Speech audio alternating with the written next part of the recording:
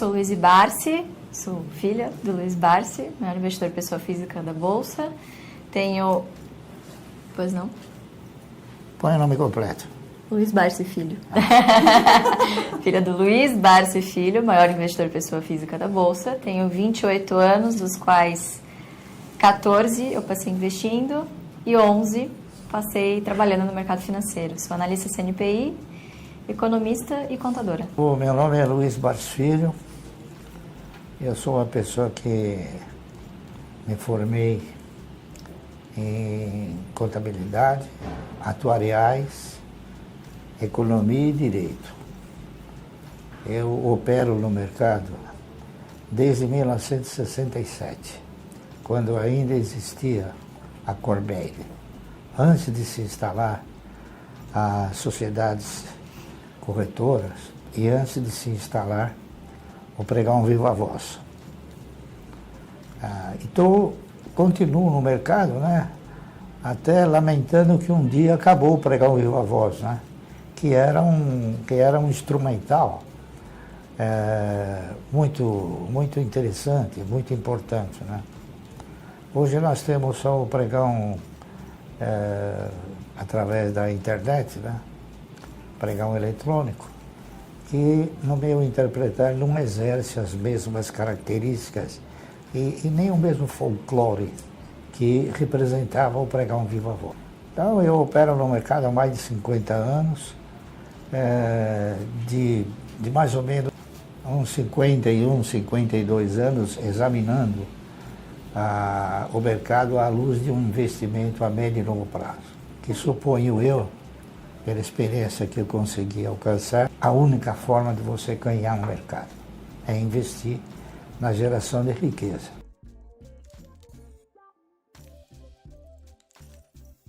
Médio e longo prazo, ele depende do sentimento, depende do foco que o camarada determina quando ele entra no mercado, quando ele se atreve a ingressar no mercado de valor. Cada um adentra ao mercado em circunstâncias diferentes. Por exemplo, nós vínhamos cultuando uma taxa de juros de 2%, 3,5%. Aqueles que estavam acostumados a aplicar na renda garantida se sentiram assim desprestigiados em termos de ganho.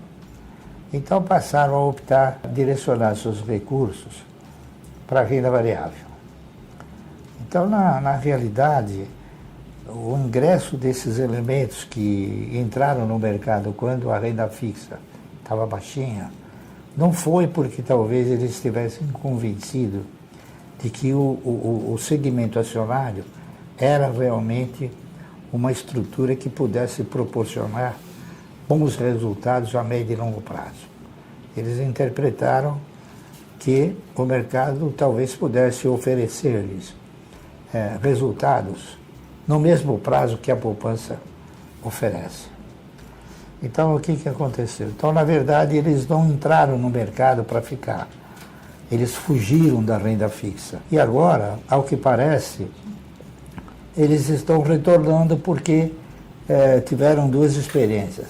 A primeira é que o mercado de valores, ele não oferece os ganhos que a poupança oferece no prazo que eles interpretam, e agora estão voltando novamente para a renda fixa, que provavelmente vai lhes proporcionar uma situação melhor, no interpretar deles. Por isso que eu acho que eles estão voltando, e essa talvez possa ser a razão de, nos últimos um ano, por aí, 8 meses, a Bolsa ter sido alvo de uma pressão boa. Por quê? Porque muitos saíram do mercado e, inclusive, foram resgatando fundos, não é isso? E, consequentemente, então, o mercado começou a ficar mais pressionado. Agora que isso parece ter acabado, então o mercado respirou um pouco mais.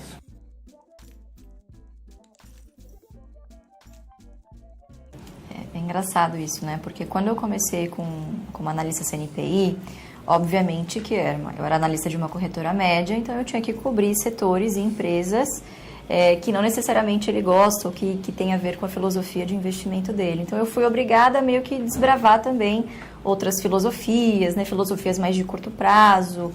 E eu acho que o interessante de você ver com seus próprios olhos, né, quer dizer, você mesmo colocar a mão no fogo, te dá um aprendizado, uma bagagem muito maior do que simplesmente só absorver, só aprender com o seu pai, né? Então, aprendi também com os meus próprios erros. Então, também já fui gananciosa, também já quis, não digo desafiá-la, mas, eu me formei aqui em economia e eu sei mais que ele, sabe assim? Coisas da juventude, né? Já sei o suficiente, ganhei 1, 2 vezes, já sei tudo, então a autoconfiança, o excesso de confiança, enfim. Então eu acho que o fato de eu ser analista CNPI, já ter tido outras experiências também com outras estratégias e ter entendido com as minhas próprias experiências que, de fato, o que ele fala, ele tem muita propriedade, né? Isso tem muito valor. Então eu não só levo o legado dele adiante, como também é o que eu acredito, né? É a filosofia que se encaixa de fato com o que eu acredito, e é o que eu já vi dar certo.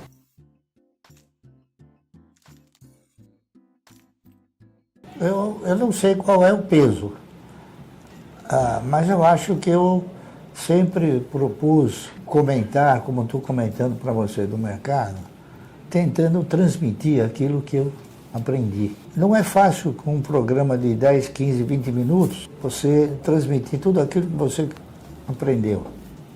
Mas eu procuro mostrar então uma trajetória, um caminho. E esse caminho é o caminho do quê? É o caminho de você estabelecer, quando você ingressa no segmento de ações, você tem que estabelecer um foco. Então, suponha que o seu foco seja coincidente com aquele que é o meu, que é o de formar uma carteira de renda mensal. O que eu fiz foi formar uma carteira de renda mensal. E o mercado apelidou de carteira de previdência, porque ela tem uma semelhança, né? Então, o que eu procuro transmitir é isso. Se você começar a especular, você vai perder. Se você se alavancar, você vai perder. Se você optar por derivativos, você vai perder. Por quê? Porque os derivativos, eles têm configurações muito diferentes e, em muitas ocasiões, tem determinados derivativos que eles funcionam, se você não tiver a experiência suficiente, como uma cama de gato, justamente para te trazer e ganhar sobre você. CEMIG? Tenho. Eternit? Olha, Eternit eu tenho e tenho. Tenho vontade de cair fora, porque ela não é mais o mesmo papel que quando eu comprei há 10, 15 anos atrás. Grupo Ultra? Grupo Ultra também não tenho mais, porque eu tenho ações da Vibra e tenho ações da Raizen e tenho ações da Cosan. Grupo Ultra, Cosan e Vibra, as três, deve ter mais ou menos uns 23 mil postos de gasolina, dos quais a menor é o Grupo Ultra. O Grupo Ultra eu tenho por um acidente. Eu tinha ações de uma empresa chamada Ipiranga Distribuidora, que o Grupo Ultra comprou e eu acabei ficando com as ações do Grupo Ultra, quando ela ainda distribuía um bom dividendo. Mas o Grupo Ultra, ela sofreu uma crise de miopia impressionante, porque eles começaram a desviar os investimentos naquilo que eles mais sabem fazer. Então, o que eles fizeram? Investiram numa empresa chamada Oxiteno, dos quais eles não tinham expertise, não é isso? Investiram também na compra de uma rede de lojas de farmácia, chamada Extra Farma. E na época nós chegamos a comentar, poxa, vocês estão desviando o foco, né? Eu acho que isso não vai dar certo. E não deu certo. Então, por essa razão, eu caí fora do Grupo Ultra e fui acondicionando outras ações de outras empresas que pudessem estar no setor com mais objetividade e com mais segurança. A IRB é uma empresa de Resseguros, que eu estou com ela em carteira. Perdendo, mas estou com ela em carteira. Itaúsa, Itaúsa eu vendi porque ela deixou de ser um papel que distribui bons dividendos. Porque as pessoas não... Talvez eu seja um profissional muito preocupado com detalhes, tá certo? Então, por exemplo, a Itaúsa foi uma empresa que surgiu no mercado, eu não me lembro de que ano, na década de 70, 80, e ela é a dona do Banco Itaú. Só que, através da Itaúsa, o Itaú começou a investir em outros segmentos. E, paralelamente, ela foi aumentando a quantidade de ações. Então, hoje, ela tem uma quantidade de ações que dificilmente ela consegue remunerar bem. Ela tem, se não me falha a memória, 8 bilhões. Então, para ela poder dar um resultado bom, ela precisa ter um lucro de 30, 40 bilhões. E ela não vai ter. Por quê? Porque o lucro dela é um lucro mais originário do Banco Itaú. Porque, lamentavelmente, a Itaúsa também, no meu interpretar, ela deixou de exercitar investimentos em outros segmentos que talvez pudessem gerar o mesmo lucro que o Banco Itaú. Então, por exemplo, hoje a Itaú, há pouco tempo atrás, investiu em chinelinho, alpargata. Quer dizer, eu não sei até que ponto, investiu em outro segmento também, que tem uma concorrência grande, que é a distribuição de botijão de gás, né? Tá certo? Então, eu acho que... E outra coisa, ela tem um poderosíssimo capital, né? Quantidade de ações. E ela não consegue performar, correto? Então, ela vem regredindo progressivamente. Por quê? Porque ela aumenta a quantidade de ações e cada vez que ela aumenta a quantidade de ações, o preço... Outro papel que está assim também é o Bradesco. O Bradesco também, por força de ter aumentado sistematicamente a quantidade de ações, hoje ele tem 10 bilhões e 800 milhões de ações. Para remunerar isso, precisa resultados que talvez ele nunca consiga alcançar. Então são esses detalhes técnicos que a gente vai avaliando e vai mostrando uma performance futura. Klabin e Suzano, o senhor ainda tem? Tem, Klabin para mim talvez não seja um pouco exagerado, mas a Klabin talvez seja uma das melhores empresas para o cidadão colocar na sua carteira de renda mensal. A Klabin é uma empresa que distribui dividendo trimestralmente, a Suzano não. Então ela não reforça teu caixa sistematicamente. E outra coisa também, eles têm estratégias distintas. A Klabin é uma empresa que ela remunera, então ela repassa parte da riqueza que ela gera, não é isso? Ao passo que a Suzano, ela retém mais essa riqueza. E eles têm uma quantidade de ações diferentes. Então hoje a Suzano custa, hoje exatamente custa R$45, né? E a Klabin custa R$4,50, R$4,30, por aí. Então, com o dinheiro que você compra uma Suzano, você compra 10 Klabin. Porque o mercado, ele ensina, ele gera, ele produz ensinamentos que não está no livro, que não está em literatura nenhuma. Então, a Klabin me ensinou que dividendo você ganha em função de quantidade possuída e não por valor aplicado. A maioria do brasileiro não sabe o que é isso. Taesa, você ainda tem? Taesa eu tenho. Taesa foi a Taesa, ela tem o mesmo controlador. Na Taesa ele é controlador parceiro. Porque quem controla a Taesa é a CEMIG. É a ISA, que é uma empresa colombiana, que é dona da TRPL. Eles têm esses dois papéis que são papéis de transmissão. A ISA, ela investe na transmissão, que é um dos filés do setor de energia. O setor de energia tem geração, transmissão e distribuição. Distribuição está fora. Taurus? A Taurus eu tenho, há muito tempo eu tenho Taurus, né? Eu tenho Taurus desde 1900 e alguma coisa. Quando ainda o Estima, o antigo controlador, era dono da empresa. E ela chamava Forjas Taurus. E ela possuía algumas empresas em outros setores, que não de armas. Né? Ela possuía uma empresa de capacetes, que ainda possuía uma empresa que chamava Taurus Plast. Eram containers de plástico. E eles faziam também alguns equipamentos que vendiam uma parte para a Petrobras, enfim. E na ocasião, a Forjas Taurus era uma empresa cujo principal elemento da empresa era um cidadão que se chamava armeiro. Ele não chamava armeiro, ele executava a função de armeiro. Né?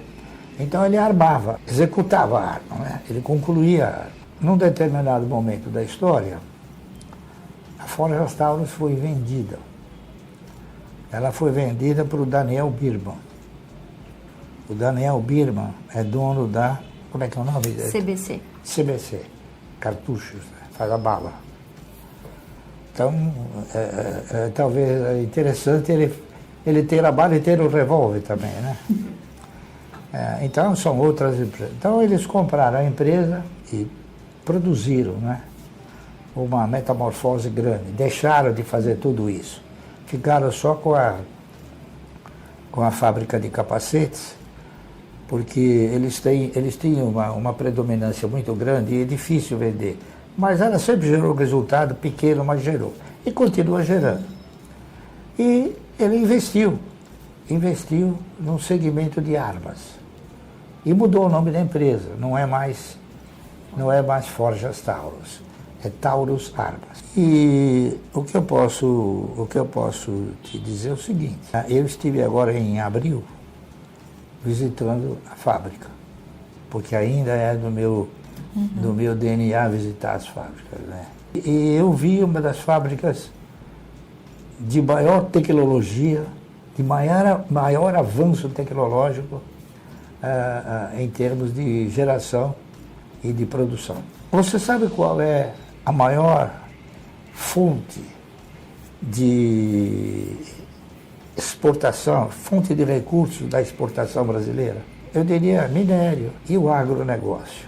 Soja, milho e outros grãos. Né? Por inacreditável que possa parecer, a arma é o único produto industrializado que detém uma forte concorrência do exterior. É a arma. E o governo não quer.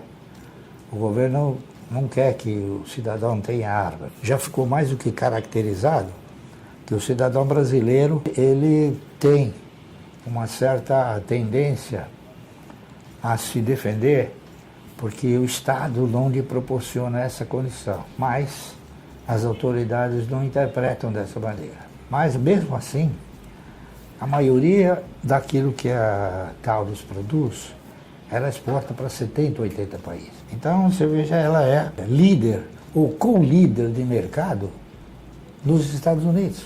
Tem algum outro papel que eu não citei que o senhor passou a investir? A AES, né? A AES Brasil, um papel que agora eu acabei de completar, 5% da empresa, não é isso? Eu gostaria que fosse 50%, mas não dá.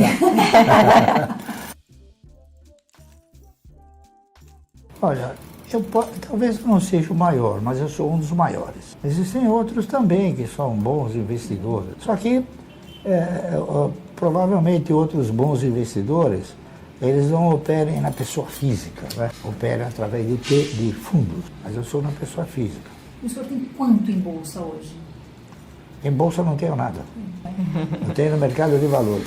Porque o cidadão brasileiro, principalmente o cidadão que tem a incumbência de orientar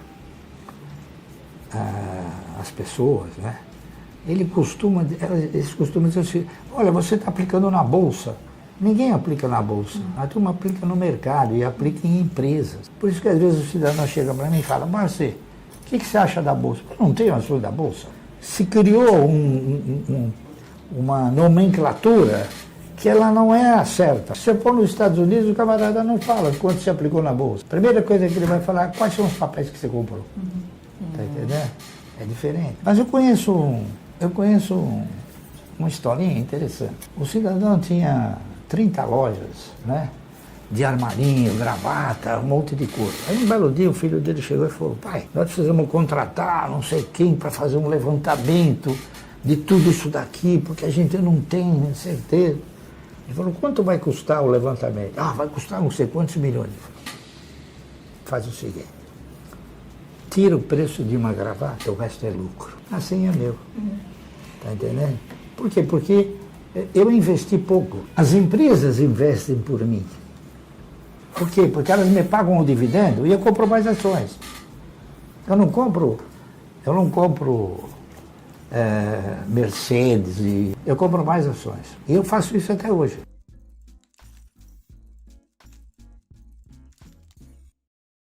Isso oscila. É uma coisa que oscila, tá entendendo? Como o patrimônio oscila também. Então, por exemplo, a minha carteira chegou até 4 bilhões e 600 milhões. Hoje ela tem 4. Então o cidadão vai falar, pô, você perdeu 600 milhões? Eu não perdi nada. Sabe por quê? Porque eu não vendi. O camarada tem o sentimento de perda quando cai.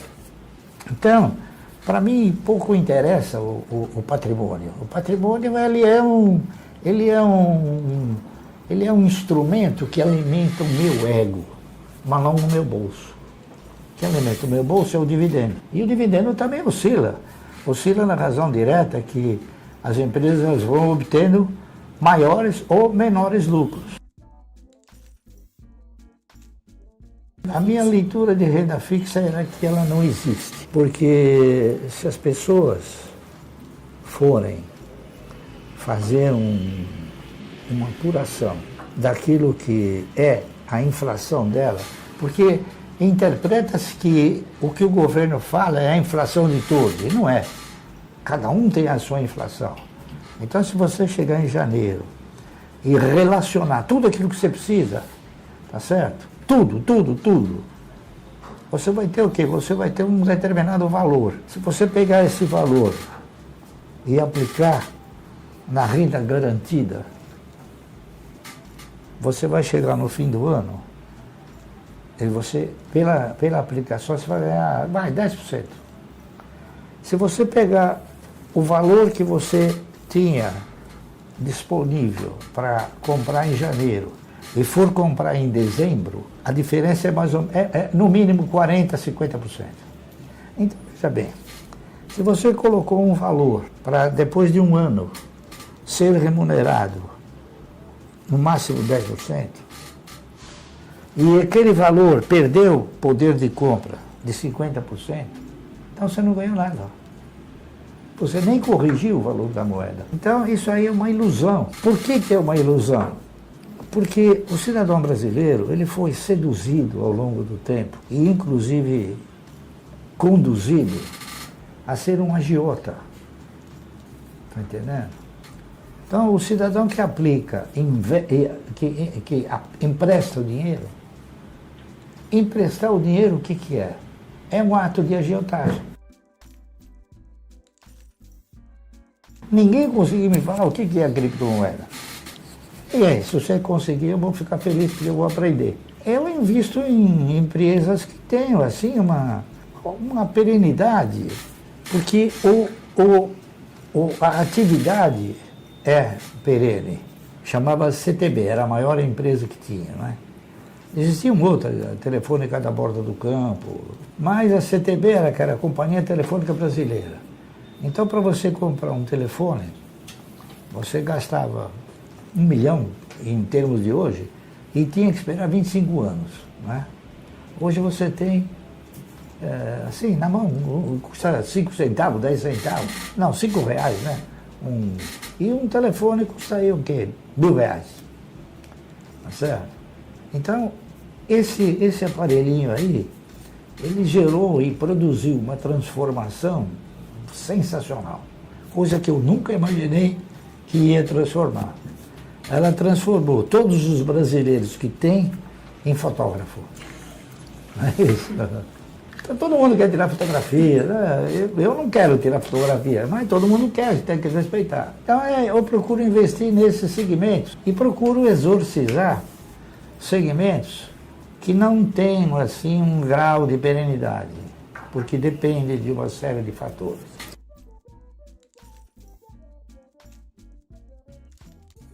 O setor varejista, principalmente aquele de linha branca e de eletroeletrônicos, ele é um setor que não se sustenta. Por quê? Porque você tem uma trajetória de, no mínimo, que eu conheça, 40 empresas boas que quebraram. Você tem o MAP, a Mesbla, a Sloper, a Clipper, você tem a Ultralar, você tem milhões. Casa Bahia não quebrou ainda. Mas você tem a Casa Centro, o Jean Aronso, enfim, a maioria dessas estruturas, elas não se sustentam. Recentemente, tem uma que está quebrando, que chama Máquina de Vendas, né? Que já teve vários pedidos de concordata, não é isso? Ricardo Eletro. Então, e veja bem, existem alguns procedimentos aqui no Brasil. A Casa Bahia já não quebrou, porque há tempos atrás ela teve uma injeção de recursos de 300 e poucos milhões. A Magazine Luiza também. Ela teve um suporte financeiro grande através do quê? Como ela é uma empresa de capital aberto, ela bate na porta e a maioria dos fundos compram as suas ações. Não interessa o prejuízo que vai dar para os cotistas. Eles compram porque algum benefício eles devem ter. Tá certo? Agora nós estamos tendo um negócio interessante. Um outro segmento da economia, que é turismo. Por exemplo, a CVC, Difícil mesmo. se não tivesse agora uma entrada de recursos aí de 500 milhões, ela estaria quebrando. Tá certo? E outros segmentos. Por exemplo, eu não digo que essas empresas possam ter isso, mas talvez algum desarranjo, alguma coisa, a Localiza. Ela está tomando no mercado 4,5 bilhões. Então, talvez, você vai entender por que você nunca vai ganhar comprando fundo. Está entendendo? Por quê? Porque quem compra, quem ampara esses IPOs, ou essa subscrição, que a turma chama de FAL1, são os fundos. Então, o fundo coloca na carteira dele alguma coisa que não vale nada. Você não pode impedir, você tem que engolir o sapo se você estiver lá. Eu, com todos esses anos de mercado, não conheço ninguém que ganhou aplicando em fundo. Nem em fundo de previdência privada. Até agora, eu faço esse desafio. Olha, eu gostaria de chegar um caixa que, se eu baixo, eu ganhei. O grande acerto do investidor é ele ter um profissional de muita experiência que o conduza para o caminho certo. Eu tenho, sou eu mesmo. Então o que acontece? Hoje você tem, não digo milhares, mas você tem muitos profissionais que eles chegam para você e falam, se você comprar isso aqui, você vai ganhar 1000%. Não existe isso no mercado. E às vezes o cidadão, ele prefere acreditar na fantasia do que na realidade. Essa aqui é... Então, a minha recomendação é sempre o seguinte: se você quiser começar a investir em ações, a primeira coisa que você tem que fazer, a primeira coisa é determinar um foco. O que você quer, onde eu quero chegar. Ao determinar esse foco, você tem que assumir alguns compromissos. Então, o compromisso primordial é você estabelecer a prioridade que você quer. Eu quero ter uma carteira de ações. Então, você estabeleceu uma prioridade. Se você respeitar essa prioridade, esse compromisso com essa prioridade, você chega numa carteira de ações generosa. Por quê? Porque a prioridade, ela inicia te gerando conhecimentos para você administrar os egos. E com o tempo, você acaba dominando os seus egos. Que se alguém chegar para você e falar, olha, esse negócio aqui é um bom negócio, sabe esse celular aqui é um bom negócio, não sei o que lá, você já tem um, né? Aí você fala, é um bom negócio, vou comprar. O celular não é a sua prioridade. Sua prioridade é a carteira de renda mensal. Aí você vai falar, não, aquilo não é a minha prioridade. Minha prioridade é isso. Então a prioridade, ela te ajuda muito. Se estabelecer uma prioridade, ela te ajuda a você se conduzir da maneira correta. E a maneira correta é você exercitar que posturas? Primeiro, a disciplina de você exercitar essa prioridade. E segundo, a paciência de você formar uma carteira.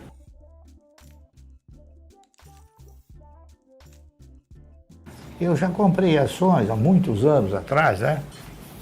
Mas não porque não tenham sido coisas boas. Por exemplo, eu comprei ações de um banco chamado Banco Econômico, por influência de um amigo meu, que ainda é vivo, a gente se fala, né? Do Banco Nacional. E por livre e espontânea vontade minha, comprei ações do Banco Noroeste, que também não existe mais, Banco Bandeirantes, também não existe mais, Banco Bandeirantes de Investimento. É isso aí. O Banco Nacional quebrou, o Banco Econômico quebrou. E por incrível que pareça, quantos anos depois? 29 anos? Por aí. 29 anos, eu peguei meu dinheiro de volta. Como? Por quê? Porque o BTG comprou a estrutura e falou, olha, eu quero comprar dos acionistas. E eu vendi. Sorte. Porque você veja bem, eu nunca ia imaginar que o banco do Ayrton Senna ia ser fechado pelo governo. Né? Que o banco que tinha o maior acervo patrimonial, que era o Banco Econômico, também ia ser fechado pelo governo. Entendeu? E outros bancos também. Teve um banquinho que eu me arrependi de ter feito. Ele chamava o apelido dele era Banco da Bandeira, porque ele chamava Banco do Progresso. Como na bandeira está escrito Ordem e Progresso, então o apelido dele, esse daí eu perdi 10%. Mas eu nunca perdi nada no mercado. Sabe por quê? 99,9% do meu patrimônio foi oferecido pelas próprias empresas. Então o cidadão, ele não se deu conta que o que ele ganha de dividendo, se ele reinvestir o dividendo, o efeito multiplicador dele é substancialmente superior a ele reinvestir aquilo que ele ganha na renda fixa. Quando eu tinha 14 anos, ele fez uma carteira para mim, inclusive, curiosamente, com ações da Ultrapar, que eu também já não tenho mais hoje em carteira. Ainda era um bom negócio. Ainda era um bom negócio. Ainda era um bom negócio? Ainda era um bom negócio naquela época, né? Em 2008. Na época, essa carteira me dava o equivalente a R$300 por mês em dividendos e aquilo era a minha mesada. Então, ele me orientava da seguinte maneira, olha, você tem esses R$300 que eu vou te dar, na verdade, não sou eu que estou te dando, é a empresa que está te pagando. Você tem duas opções, ou você usa porque você precisar, né, comprar a roupa que você quer, o tênis que você quer que você está me pedindo, ou você reinveste e no próximo trimestre, quando ela anunciar novamente dividendos, você comprou novas ações, então você não vai mais receber 300, você vai receber 310. No próximo trimestre, se você continuar reinvestindo, não é mais 310, 320, né? E assim sucessivamente. Quando você se der conta, esse dividendo vai ter multiplicado várias vezes, né? Então foi assim que eu comecei, que eu me apaixonei pelo mercado. Estou chegando muito próximo de receber 1 milhão ao ano. Não é 1 milhão ao dia como ele. Um milhão ao dia? Ele é 1 milhão ao dia, eu recebo 1 milhão ao ano, mas tá bom, né? Por que essa surpresa? Mas se você tivesse feito como eu, você também estaria recebendo isso. Você acha que dá tempo? Dá, eu acho que dá. Dá, você sabe por quê? Porque hoje você tem um manancial de empresas boas que possam te proporcionar bons resultados ao longo dessa trajetória, né? Você formar uma carteira de renda mensal. Qual você acha que é a referência mais importante do mercado? A maior referência de mercado sempre foram os resultados. A empresa deu um lucro muito grande, então a ação teoricamente vai subir. A empresa pagou um dividendo grande, ela pode subir. Então essa era a referência de mercado, os resultados. Hoje, essa referência mudou, não existe mais. A referência do mercado hoje é um instrumental que se chama locação. Locação de ações. Por quê? Porque as grandes instituições, elas locam ações de uma empresa e vendem até não ter mais comprador, até exaurir a possibilidade daquele papel se manter. Aí eles vão pressionando o papel. Foram os casos da IRB, é o caso da Cielo. Você sabe quantas ações? Oi. Oi, coitado. Você sabe quantas ações tem o Bradesco alugada? Mais de 300 milhões. A IRB chegou a ter 500 milhões de ações. A Cielo chegou a ter 170 milhões de ações. Hoje tem 70. Então, o que acontece? Essa alocação, ela gera uma espiral de baixa. O que é uma espiral de baixa? Por exemplo, o mercado tem a possibilidade de negociar em termos normais X mil papéis de uma determinada empresa. Vamos supor, 50 mil ou 100 mil ações. Então o camarada alugou 1 milhão de ações. Ele vai vendendo no mercado. Aí não tem mais comprador, ele vende para o parceiro dele, mais barato. Aí ele vende mais barato para o outro parceiro. Ele vem e vai fazendo uma espiral de baixa. Quando chegar num preço que ele interpreta ser bom, ele recompra e devolve. Esse é o processo de mercado hoje. O senhor olha para o Ibovespa, que importância o Ibovespa tem para o investidor? Nenhuma. Não, para mim não tem nenhuma, Tá. né? Mas eu sinto que ela deve exercer alguma importância para a maioria, porque eles falam, você viu, o índice caiu. Mas você tem ações do índice? Não, então deixa ele cair. Né? A gente compra projetos. Nós somos empreendedores de bolsa, né?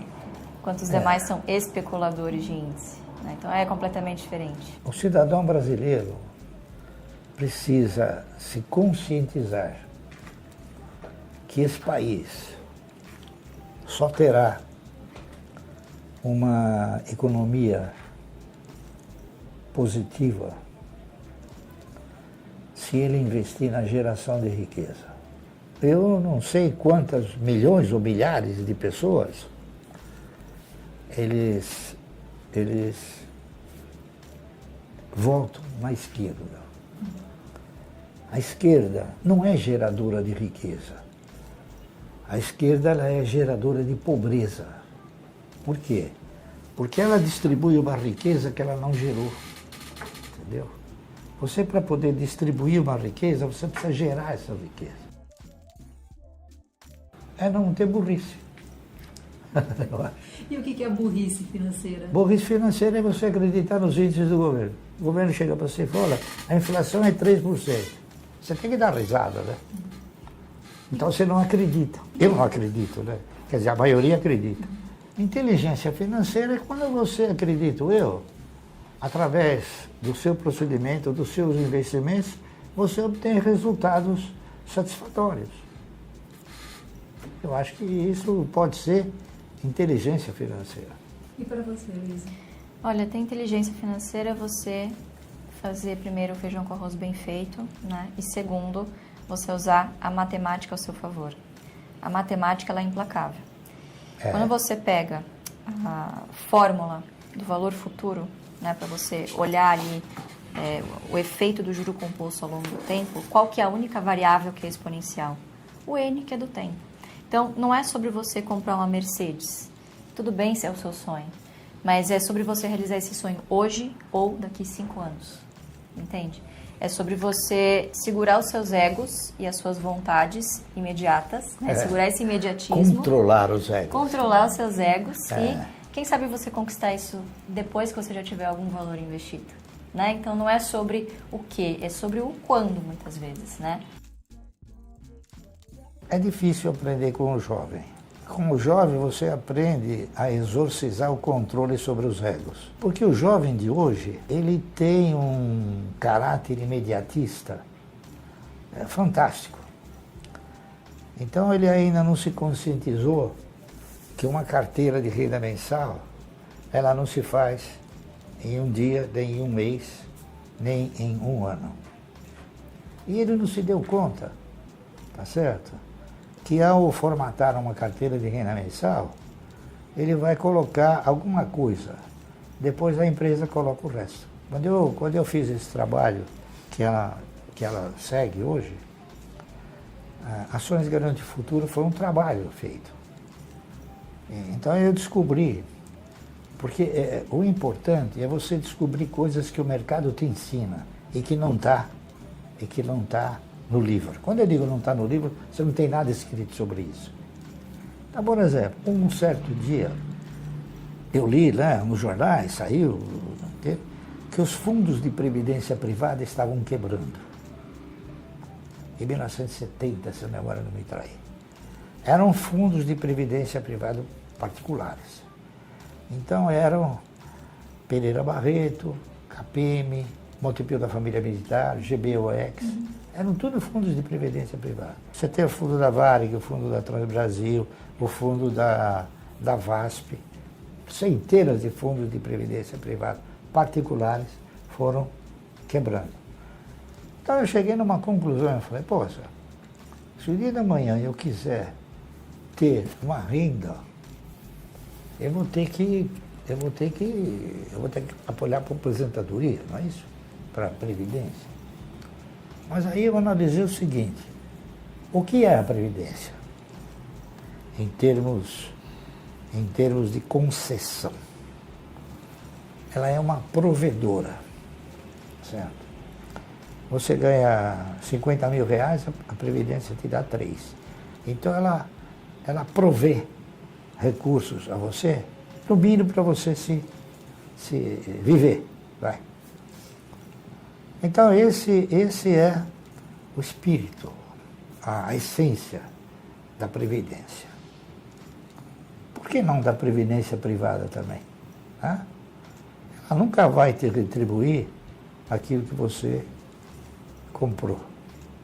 Ela vai te retribuir um pedaço. E nem sei se ela vai honrar, porque até agora, todos que eu conheço que investiram na Previdência privada, tiraram e soltaram foguetes, porque perderam pouco, tá certo? Então, naquela ocasião, eu analisei e falei, poxa, vai ser difícil eu ter uma renda mensal boa, né? Pelo menos para mim viver bem, não é isso? Então eu busquei outras fontes. Mas antes de buscar outras fontes, eu fiz o seguinte, falei, poxa, o cidadão que trabalha na iniciativa privada, ele, ao se aposentar, ele ganha uma provedoria, né? E funcionário público? Funcionário público não se aposenta, você sabia? Ele ganha o mesmo salário. O que acontece? A Previdência passou a ostentar a postura de provedora e empregadora, porque ela paga o salário. Eu falei, bom, então eu nunca vou me aposentar nessa estrutura. Então, o que eu tenho que fazer para ter uma carteira de renda mensal? Então, eu analisei todos os investimentos viáveis possíveis, não é isso? E nenhum deles se apresentavam como capazes de estruturar um investimento a médio e longo prazo. Então, quem colocava em evidência a perspectiva de você investir a médio e longo prazo. Bom, naquela época eu pensei, bom, o Banco do Brasil, ele já tem acho que 90 anos, então, logo ele vai ter 150, vai ter 200. Então, ele serve. As empresas de energia elétrica também servem. As empresas de alimento também servem. Então, eu fui analisando e fui chegando numa conclusão. O setor financeiro, não é isso? Então, eu fiz o seguinte, falei, bom, para mim me aposentar pela Previdência, eu preciso contribuir 30 anos. Aí eu fiz essa pergunta para mim. E se você comprar 1.000 ações por mês, durante 30 anos, o que acontece? Bom, vamos ver o que acontece. Então pus tudo num livro, numa tabela, né? E cheguei numa conclusão interessante. A partir do 8º ano, você não precisava mais tirar o dinheiro do bolso. O reinvestimento produzido pelas ações, ele já te dava seguimento. Então, quer dizer, eu pesquisei e consegui ver isso aí. E eu fiz. Em 8 anos eu já tinha uma renda que me permitia viver sem nenhum salário. Naquela época eu tinha o quê? Tinha 4 filhos, né?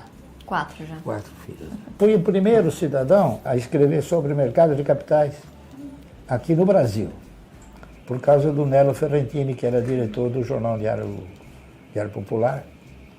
Então nós começamos a escrever sobre o mercado e depois vieram outros. E hoje tem milhões aí que escrevem, né?